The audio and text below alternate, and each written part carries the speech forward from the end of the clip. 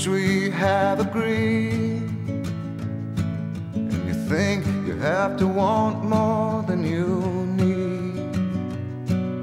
Until you have it all, you won't be free.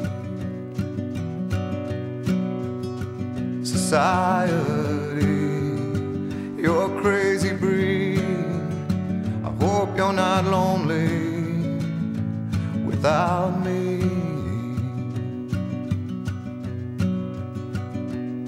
When you want more than you have, you think you need. And when you think more than you want, your thoughts begin to bleed. I think I need to find a bigger place. 'Cause when you have more than you think, you need more space.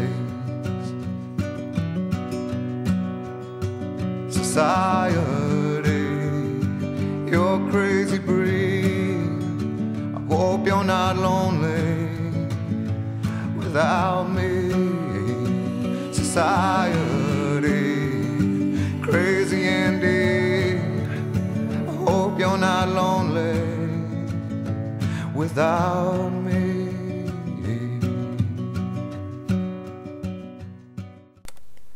The municipality of San Miguel Ixtuogan and Sipikapa was another project partner of ours.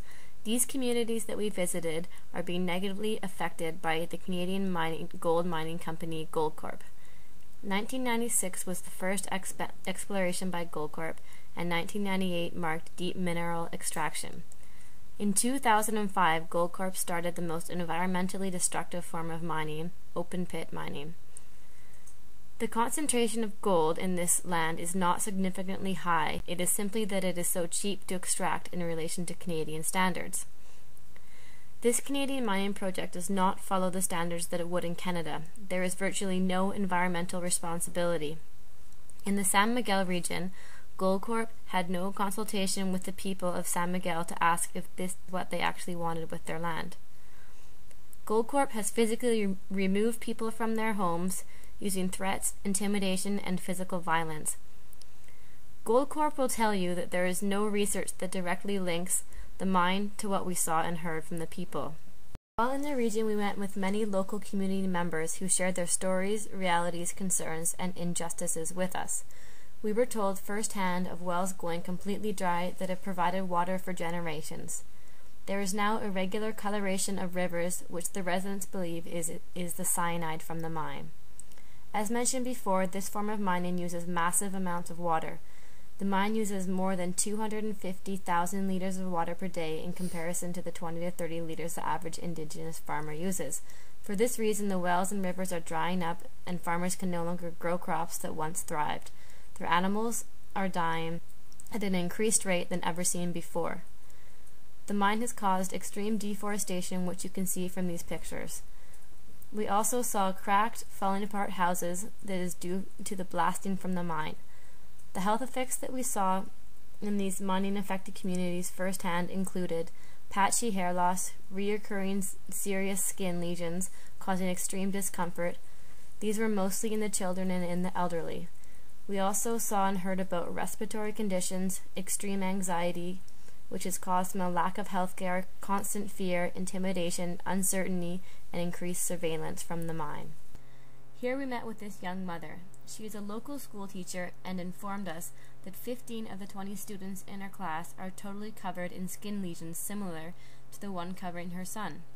These lesions are chronic open pustules that are welt-like and are extremely painful and itchy. This woman's husband has to work at the mine. She told us he is advised to wash himself and his clothes 3 times a day. She explained that everyone who works in the mine understands and knows that working in the mine is detrimental to their health. They realize that they will suffer one day from serious health issues from the work they do now. Increased land prices are also a result of the mine, and so are increased community tensions. There has been lack of promised employment from Goldcorp, and the list goes on and on.